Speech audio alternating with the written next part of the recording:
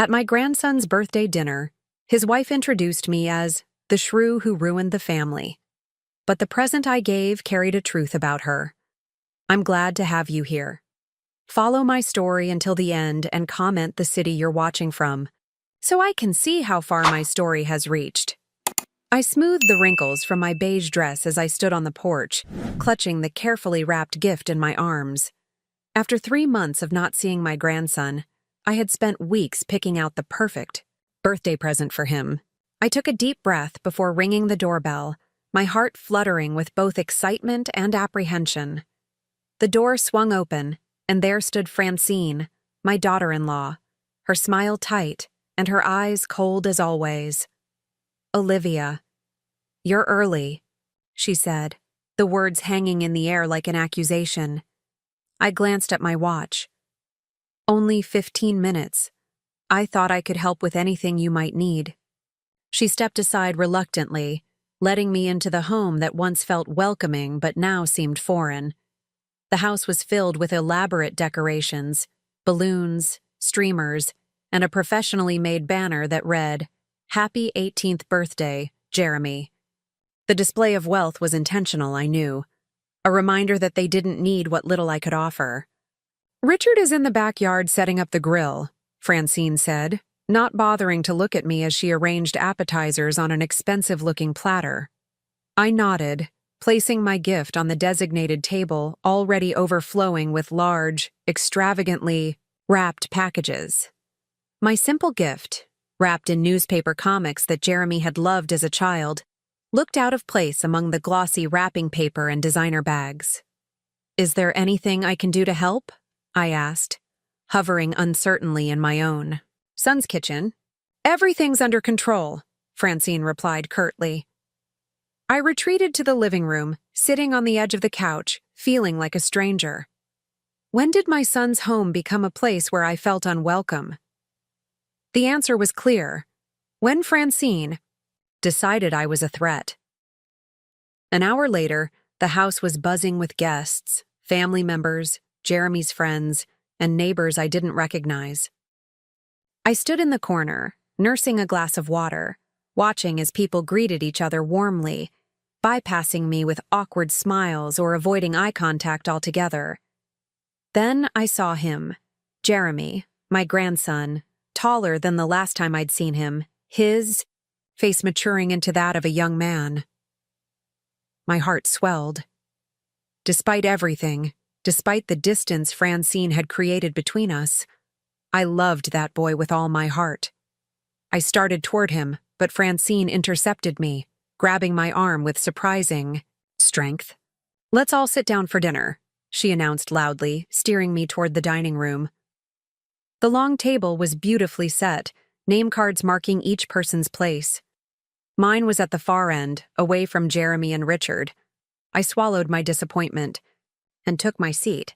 Francine clinked her glass, gaining everyone's attention. "Before we begin, I'd like to thank you all for coming to celebrate our Jeremy's 18th birthday." Her voice was honey-sweet, the perfect hostess. "I think it's important for Jeremy to know who's here supporting him today." She began introducing each guest with a personal touch. "This is Uncle Robert, who taught Jeremy to fish when he was 7. This is Aunt Clara, who never misses one of his baseball games. This is Mr. Peterson, Jeremy's mentor, who helped him get that prestigious internship." When she reached me, her smile turned cold. "And this," she paused dramatically, "is Olivia, the shrew who ruined our family." The room fell silent. I felt every eye on me, some shocked, others curious, a few even nodding in agreement.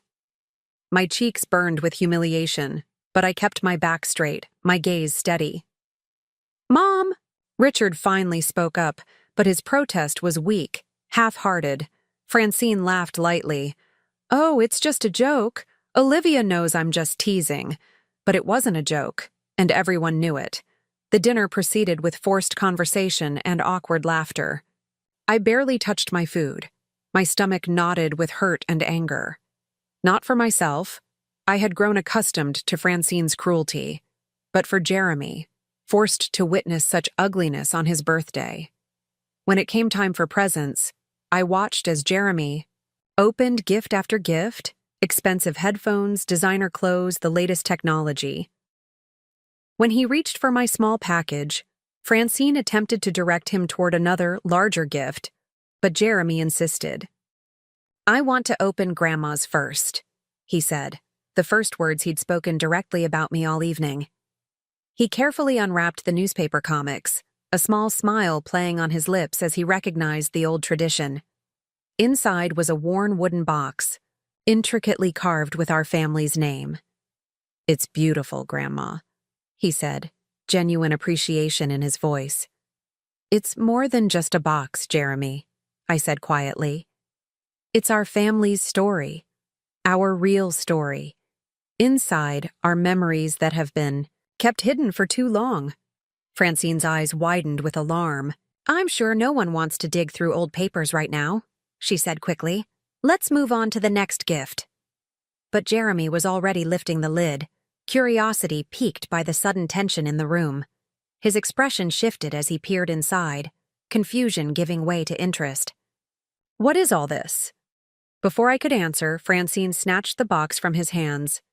"This is not the time or place," she hissed, her facade cracking. But it was too late.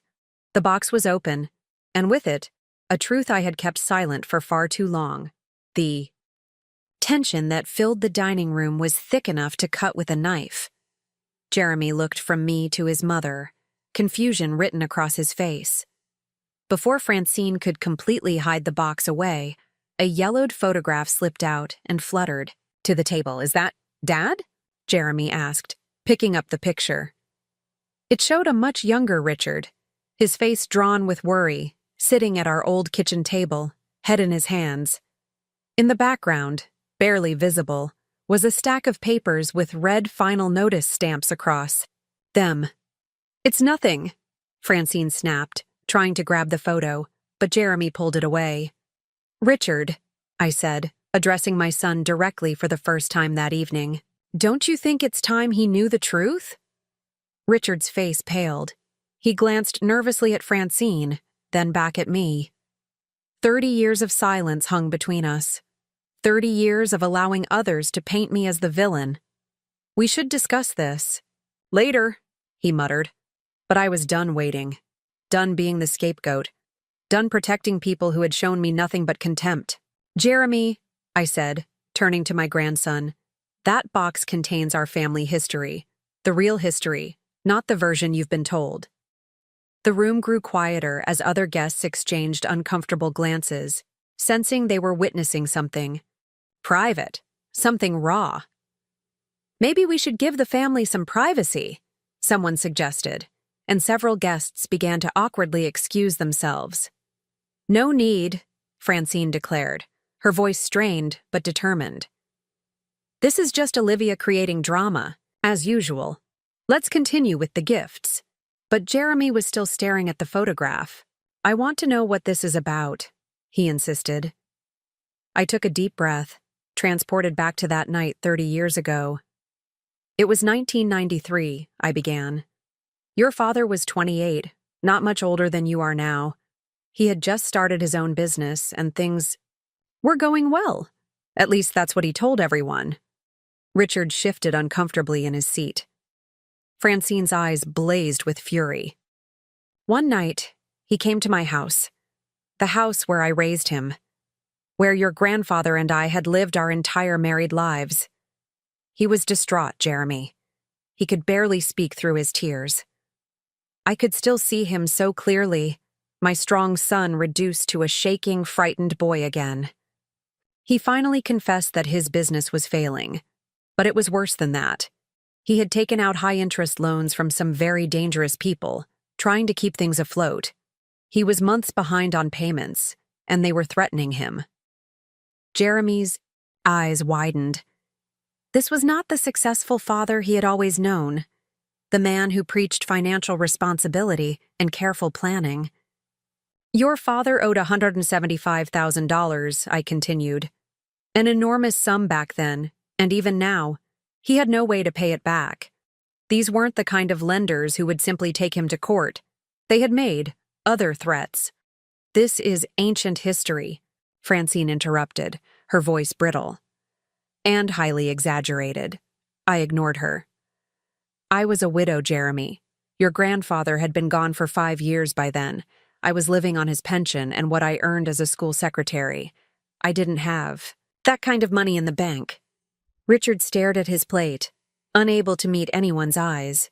But I did have one asset, our family home. It had been paid off years ago, and the neighborhood had become desirable. It was worth about $230,000 at that time. I paused, the pain of what came next still fresh even after all these years. I sold my home, Jeremy. The only home I'd ever owned. The place where your father grew up, where all our family memories lived.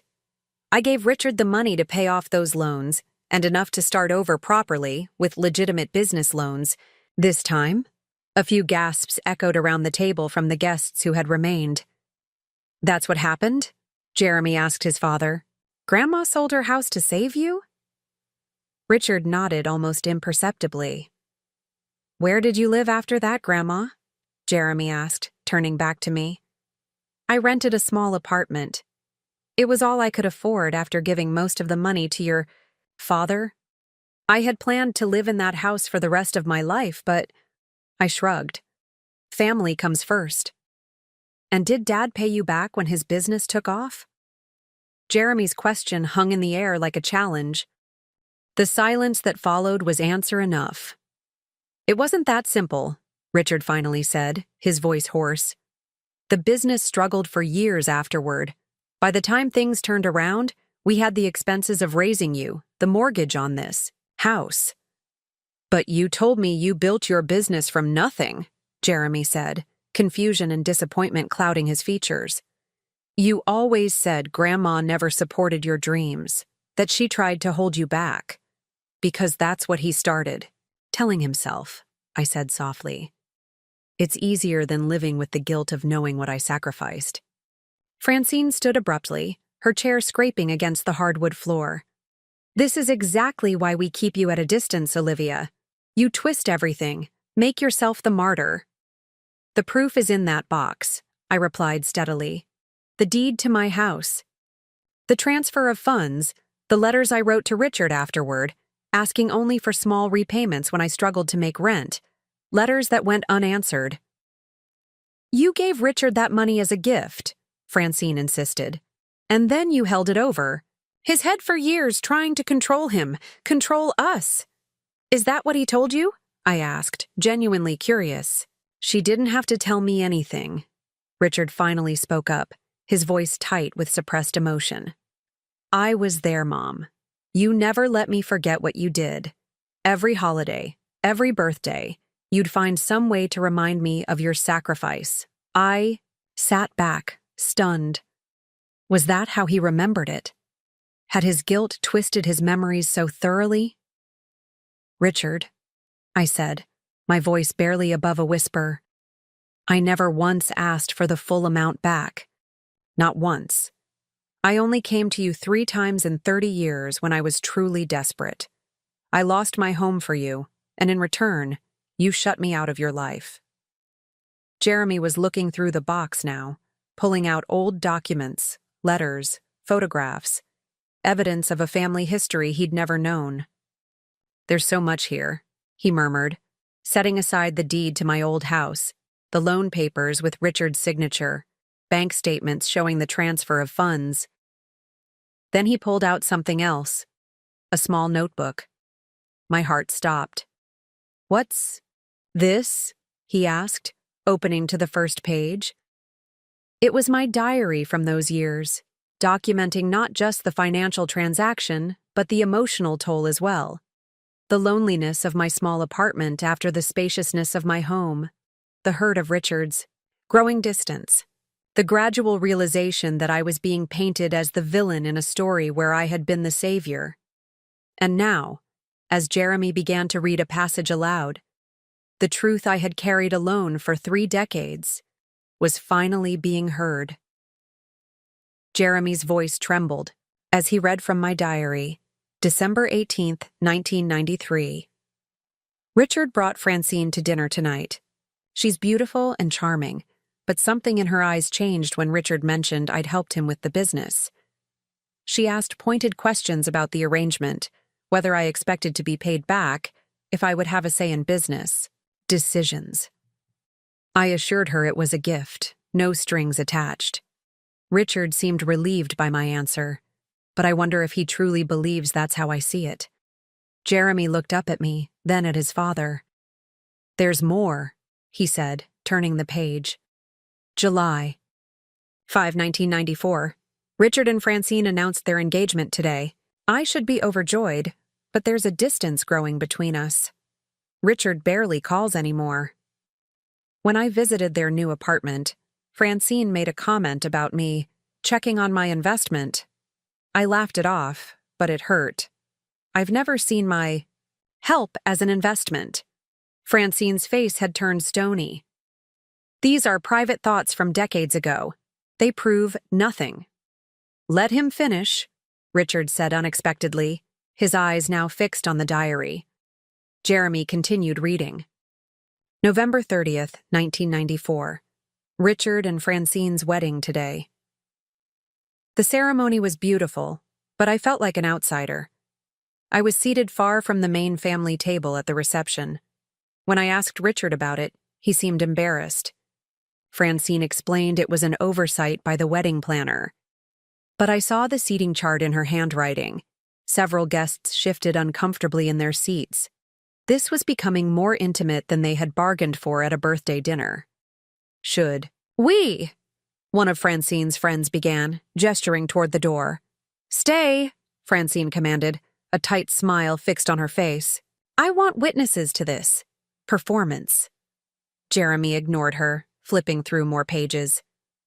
September 15th, 1997. Richard and Francine are expecting. I'm going to be a grandmother. I tried to share the news with my neighbor Helen, but realized I have no photos of Richard and Francine. They never send any. I called to ask for a copy of their most recent portrait, but Francine said they were too busy to look for one. I remembered that day so clearly. The mix of joy at the news and heartbreak at the continued rejection. I had knitted a baby blanket that they'd never acknowledged receiving. February 12th, 1998. Jeremy was born today. I rushed to the hospital but was told only immediate family was allowed in. I am immediate family. I'm the grandmother. I sat in the waiting room for 6 hours before a nurse took pity on me and snuck me in for 5 minutes. Jeremy is perfect. Richard seemed genuinely happy to see me, but Francine was cold, asking if I could come back another day when she was feeling better. I never received another invitation to visit. Jeremy looked up, his eyes wide. They kept you from seeing me. When I was born, neither Richard nor Francine answered. April 30th, 2003. Jeremy's 5th birthday party. I wasn't invited, but I dropped off a gift anyway. A handmade wooden train set that had belonged to Richard. Francine opened the door and told me they were about to leave for a family vacation. I could see decorations behind her. Richard never came to the door. The diary entries continued, each one documenting another slight, another exclusion, another moment when Francine had engineered distance between me and my family. How she'd convinced Richard that I was trying to control him through my past generosity. How she'd whispered to Jeremy as he grew that I was unstable, bitter, manipulative. Don't understand, Jeremy said, looking at his parents. All these years you've told me Grandma was the one who pulled away, that she was resentful and difficult. She was, Francine insisted. She's showing you selected diary entries to paint herself as the victim. Then explain this, Jeremy said, pulling out a stack of cards from the box. Birthday cards, Christmas cards, handwritten notes, all from me to him, spanning years. I've never seen these before. We were protecting you, Francine replied defensively. She was always trying to buy your affection, make us look bad. Buying affection? I finally spoke up. With what? Handmade gifts? Cards? The little pension? I lived on after giving everything to save your father's business? Richard's face had grown increasingly troubled as Jeremy read from the diary. Now he looked directly at me, really looked at me, perhaps for the first time in decades. "Mom," he said quietly, "if what you're saying is true, why didn't you speak up before now? Why keep all this documentation secret for so long?" I sighed heavily, feeling the weight of all those silent years. Because I thought it would only push you further away. And because. I hesitated, then finished softly. Because I was protecting you. Protecting me? From what? From the truth about how deep your troubles were back then. From having to face what you did, taking my home and then shutting me out of your life. I thought if I just waited patiently, if I didn't make waves, eventually, you'd remember who I really was, who we were to each other. Jeremy was still going through the box, pulling out more evidence, photographs, receipts, bank statements. "There's something else here," he said, extracting a folded newspaper article. He opened it carefully, the yellowed paper fragile with age. His eyes widened as he scanned the headline. "Local businessman narrowly escapes charges in investment. Scandal?" he read aloud. "Dad, is this about you?" Richard paled. Francine grabbed for the article, but Jeremy moved it out of her reach. "The part you always left out," I said quietly, looking at my son. "The reason those loans were so dangerous. It wasn't just money you owed, was it, Richard?" The room fell completely silent as the final, darkest secret of our family hovered on. The edge of revelation. Richard's hands trembled as he reached for his water glass. The newspaper article lay on the table between us, its headline screaming a truth he'd buried for decades. "It wasn't just about the money," I said softly. "You were in trouble with the law." "Dad?" Jeremy's voice cracked with disbelief. Richard closed his eyes briefly, then opened them, resignation written across his face. "It was complicated. I was young, desperate to succeed. You made promises to investors that you couldn't keep," I finished for him. "You diverted funds. You were facing serious charges, Richard." "I never intended to defraud anyone," Richard protested weakly. "The market turned. Investments went bad. I was just trying to keep things afloat until they improved." "The investigators didn't see it that way," I reminded him. "They were building a case against you." Jeremy scanned the article, his expression growing increasingly troubled. "It says charges were abruptly dropped due to lack of sufficient evidence and administrative issues with the case." He looked up sharply. "What really happened?" The silence stretched between us like a chasm. Francine's face had lost its hostility, replaced by something closer to fear. "Tell him," I urged Richard. "Tell him why those charges disappeared." Richard swallowed hard. "Mom used her connections." "Connections?" Jeremy repeated, confused. "My brother, your great-uncle William," I explained. "He was a judge, not in the jurisdiction handling Richard's case, but he knew people. I begged him to help, to find a way to make it go away." "You did that?" Jeremy asked me. I nodded. "William called in favors. Evidence disappeared. Paperwork was mishandled. The case fell apart." That's illegal," Jeremy whispered. "Yes," I admitted. "And William risked his entire career to do it. He died 2 years later, and we never spoke of it again." "You did all that, sold your house, compromised your own brother's ethics to save Dad?" Jeremy's voice was tinged with awe and horror. "He was my son," I said simply. "I would have done anything for him." Richard's face crumpled. 30 years of denial, of distorted memories, of believing his own revised version of history. All of it collapsed under the weight of the evidence before him. "I convinced myself that you helped because you wanted to control me," he said hoarsely. "That your money came with strings attached." "The only string was that I wanted to remain in your life," I replied. "To know my son, to know my grandson." Francine stood abruptly, her chair scraping against the floor. This is ancient history. What's the point of dredging it up now, on Jeremy's birthday of all days? Because it's time for the truth, I said, meeting her gaze steadily.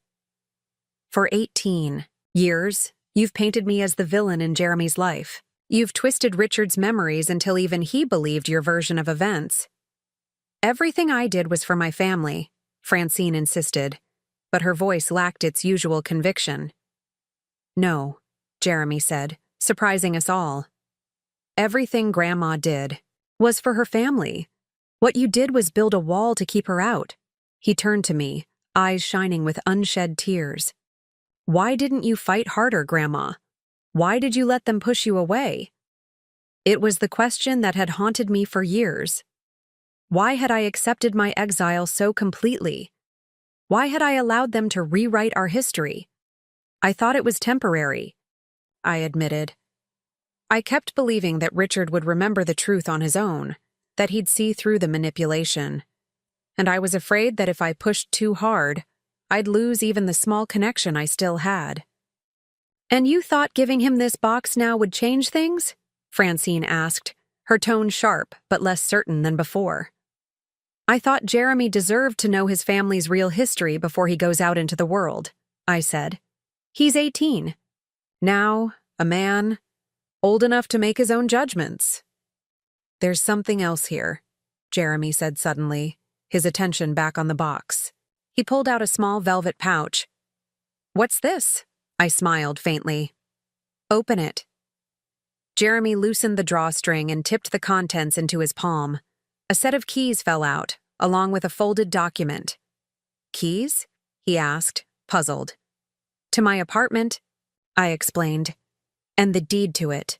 Jeremy unfolded the document, his eyes widening as he read. You're giving me your apartment? But where will you live? I'm not giving it to you to live in, I clarified. It's an investment property now. I bought it 10 years ago when the building converted to condos. It's in a good neighborhood, values are rising.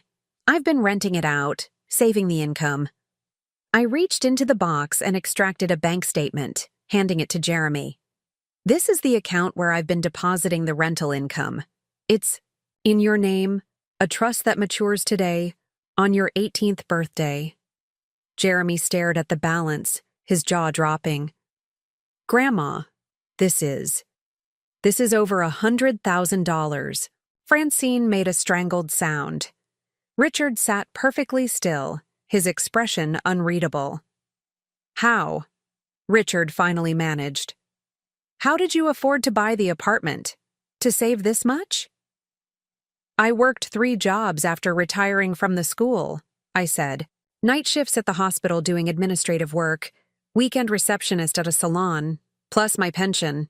I lived simply, saved everything I could. For Jeremy? Richard asked. For my family, I corrected him.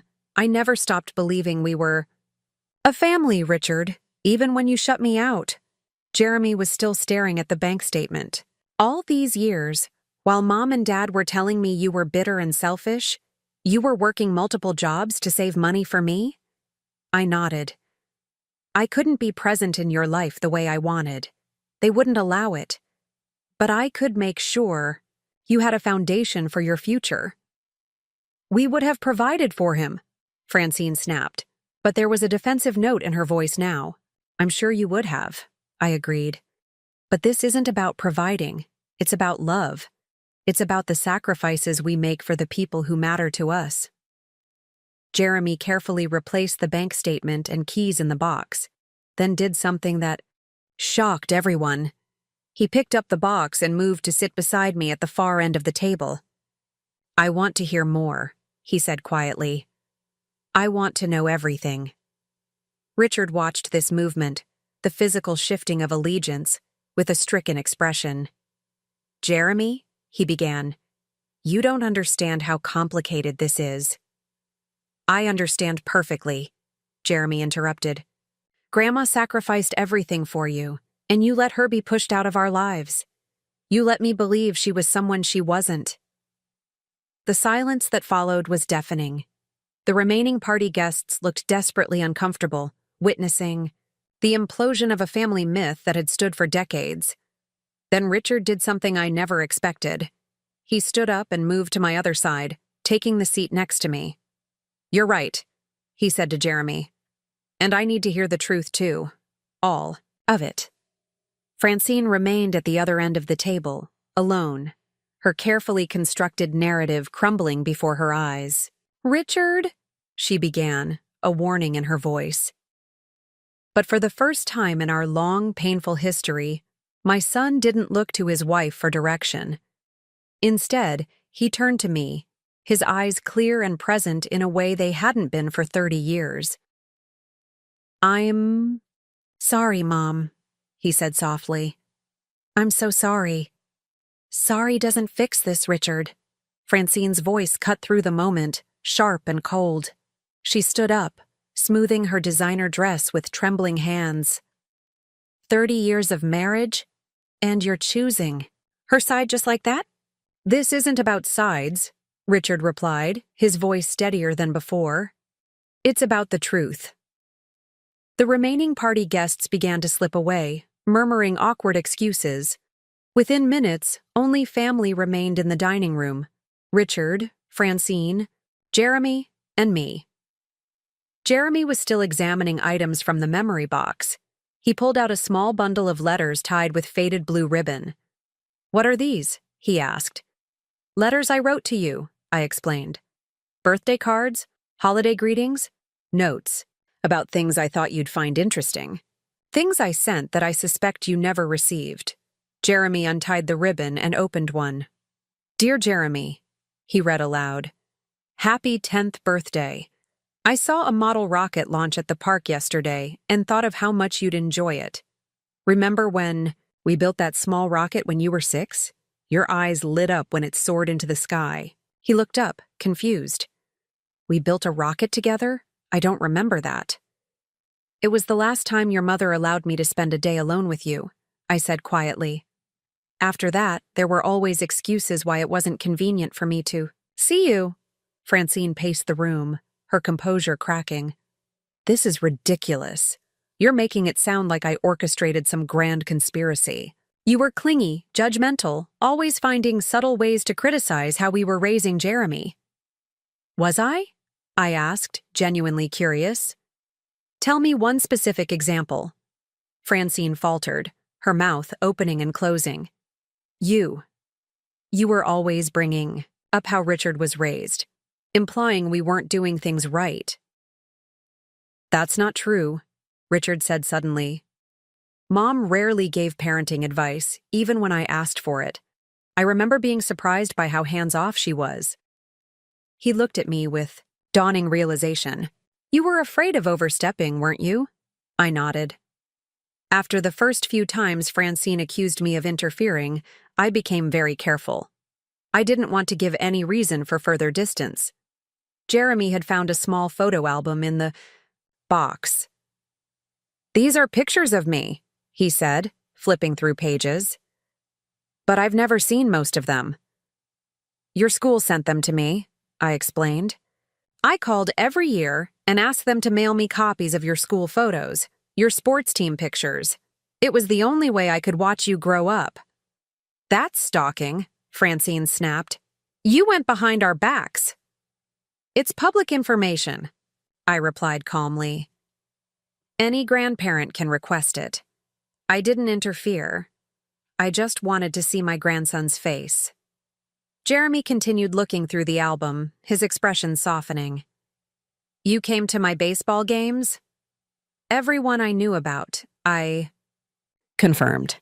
"I sat in the far corner of the bleachers. I didn't approach you afterward.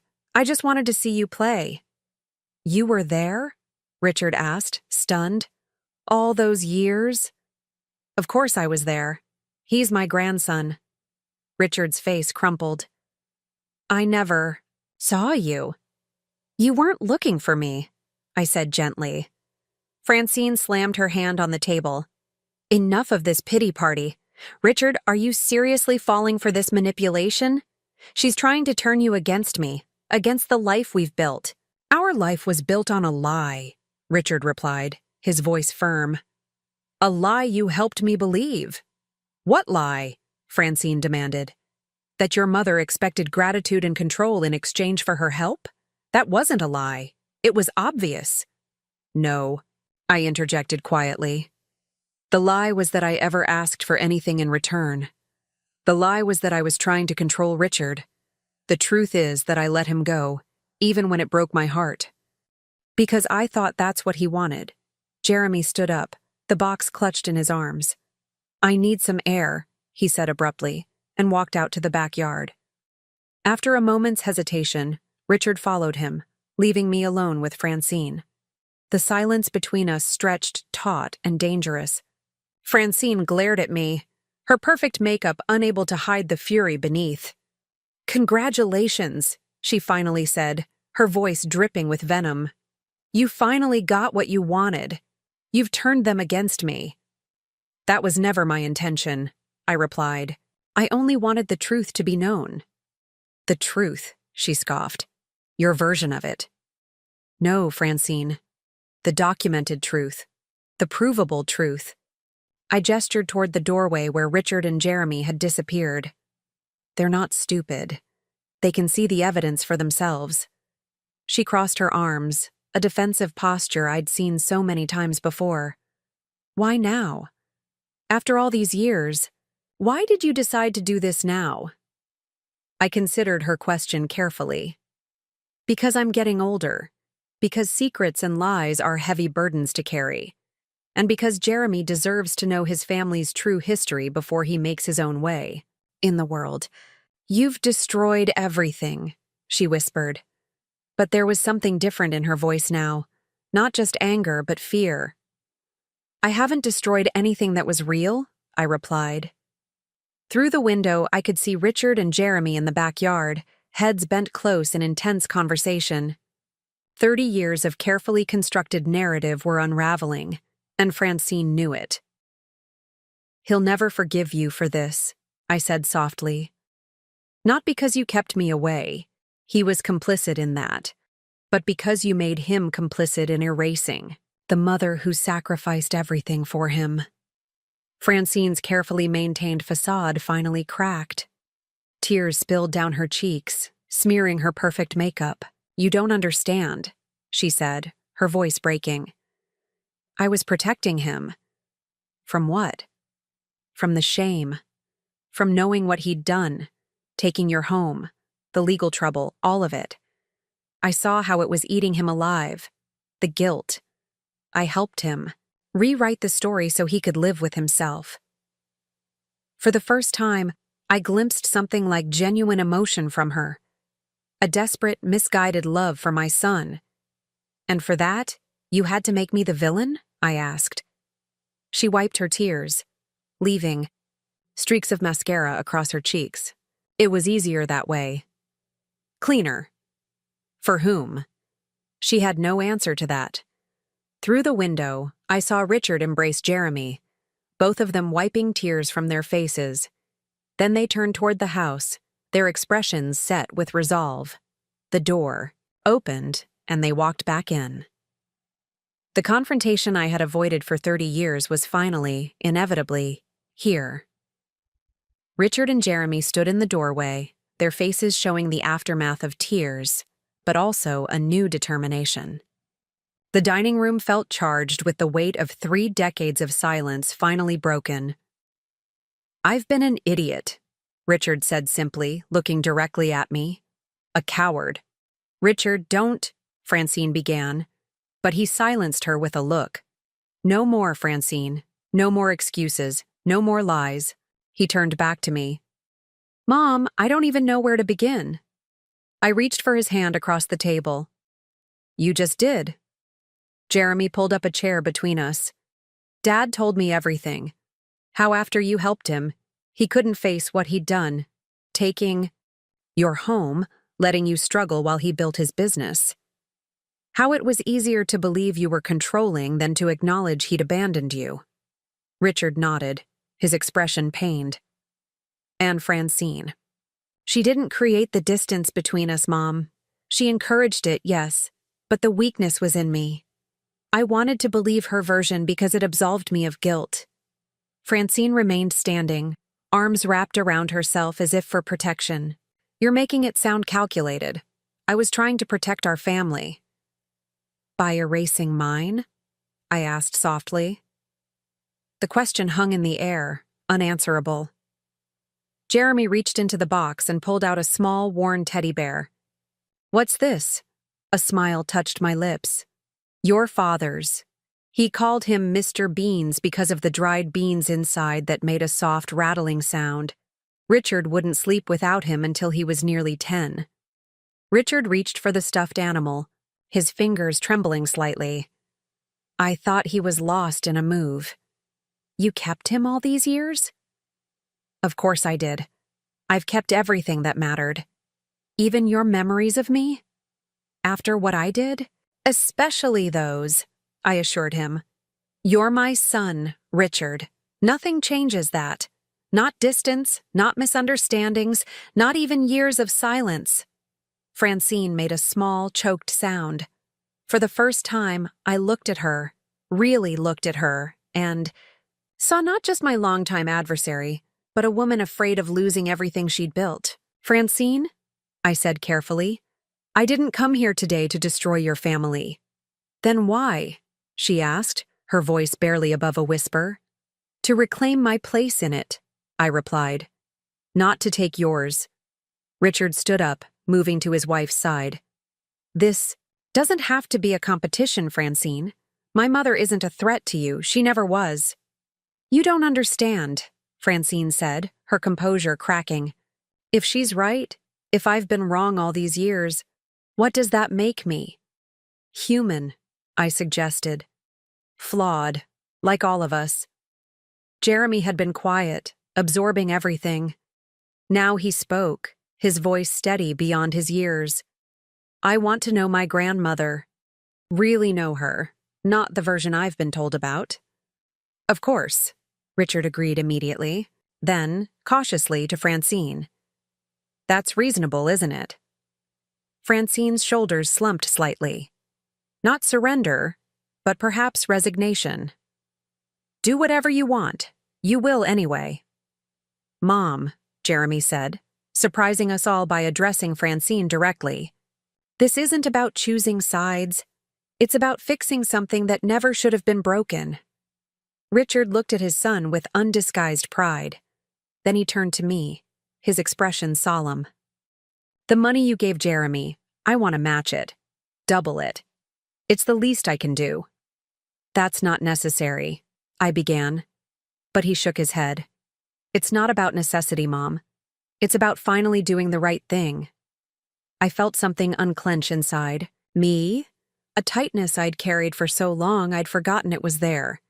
Not just about the money, but about being heard, being believed. There's one more thing in here, Jeremy said, reaching to the bottom of the box. He pulled out a small velvet jewelry box. What's this?